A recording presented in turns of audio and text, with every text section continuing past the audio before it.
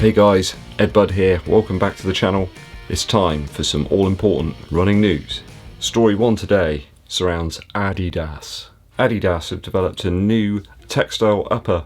I wonder if we'll see this robotically constructed upper appear in some running shoes over the next year. So here they're using multi-directional threads. I think with their 3D and 4D printing technologies that have been developed over the last 18 months, they can create exceptionally strong uppers using those threads. I mean, flexibility and strength are two things you need in a running shoe upper. This means that they can remove certain pieces on the upper of a shoe that would traditionally be there to help provide some strength. Obviously that's going to bring down the weight of the shoe, and you're using less materials as well. That's got to be great from a sustainability perspective. I think rather than an upper material that's close to the shape of a foot, they can actually now knit a material that pretty much fits the foot perfectly. Of course, they're then removing seams as well. Seams are the kryptonite of runners. Anybody that's experienced some rubbing from seams of a running shoe will know what I'm talking about. So that will just become a thing of the past with this technique. This is a concept shoe right now, so the images that you're seeing on screen are very much a single prototype, but I think Adidas plan to have a commercial shoe based on this technology available by 2021. Story 2, sticking with Adidas, let's talk about their Ultra Boost DNA Loop. There's a second generation of the DNA Loop series coming very soon. This one's going to arrive on the Creators Club section of their online app in November. So these running shoes are made from recycled TPU materials, and this second generation will be made from the actual shoes in the first generation. I think back in April 2019 was when they first started this initiative. Really cool to think that the shoes you've been using for all that time are now going to be recycled and made into a new generation of shoes. It's going to be a raffle situation where 1,500 people will be drawn out and given the opportunity to test out the second generation of the shoes. I think there's a 21-week program that they opt, so you've got to return them at the end of that program. You are committed to sending the shoes back, but I think it's kind of cool to be involved in that sort of program in the first place. I think they get the old shoes and grind them all down and mash them up and create a yarn from them. That's then knitted and molded to make the shoes and the right pieces of the shoes, and no glue is used at all.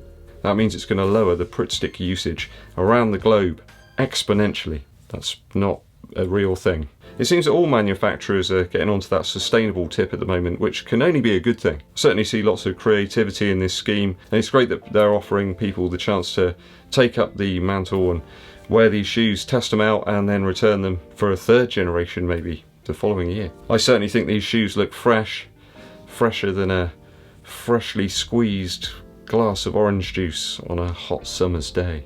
That's certainly not the weather out there right now. Just a quick note, if you are enjoying the running news and the channel in general, make sure you hit that subscribe button and click the bell below for notifications of when we launch those new videos.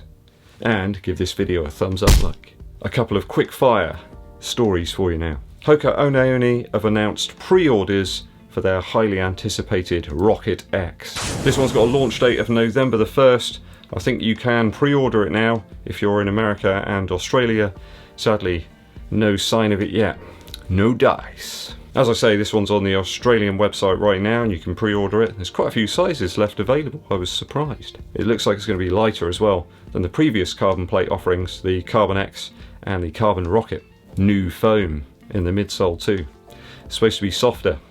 They never say... Yeah, we got new foam. It's firmer than it was before. There's a few shoes actually where I preferred firmer foam in the midsole. It's not always soft. Soft's not always good, is it? It's not always what we want. Sometimes you want a bit more response and road feel. I certainly think that launching this one after all the other companies have launched their carbon plate shoes might limit sales a little bit. People have only got so many Earth credits and Christmas is coming. Maybe the elves weren't able to produce these until now because they've been working on all the other shoes up to Christmas.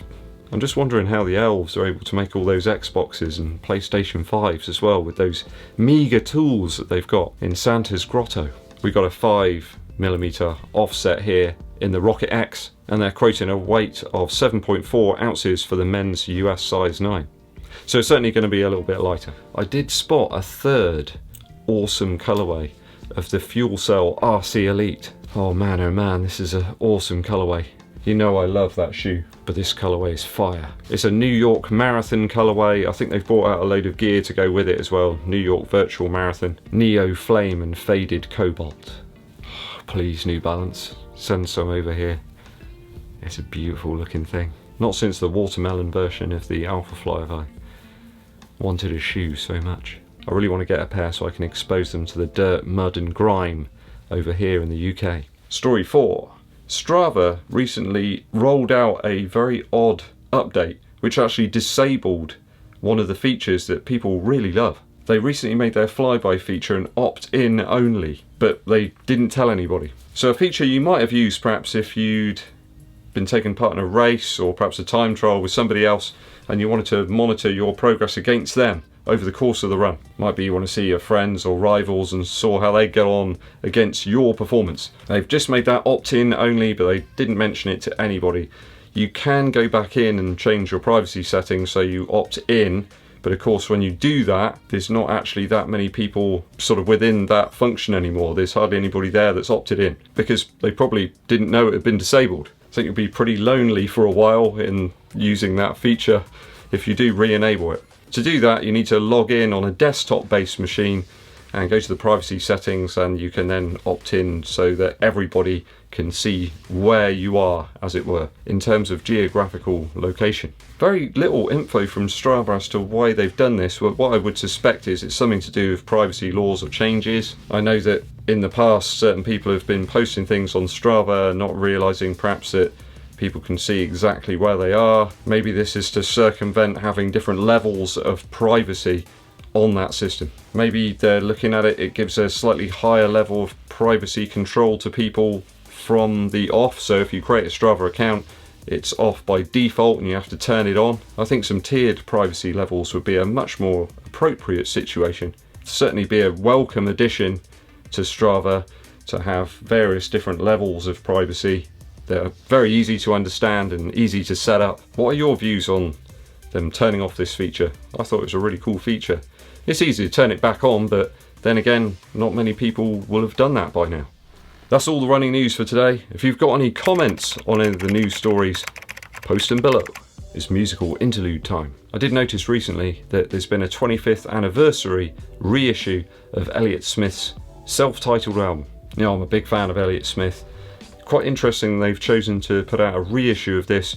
I think there's like a live album with it as well, with a number of the tunes that appear on the album. Clementine's always been a real favourite of mine. Some real atmosphere that surrounds these tracks, very lo-fi sound. I wouldn't have thought there's an awful lot they can do really to remaster these tracks. I think some of them were created on very limited hardware and stuff at the time.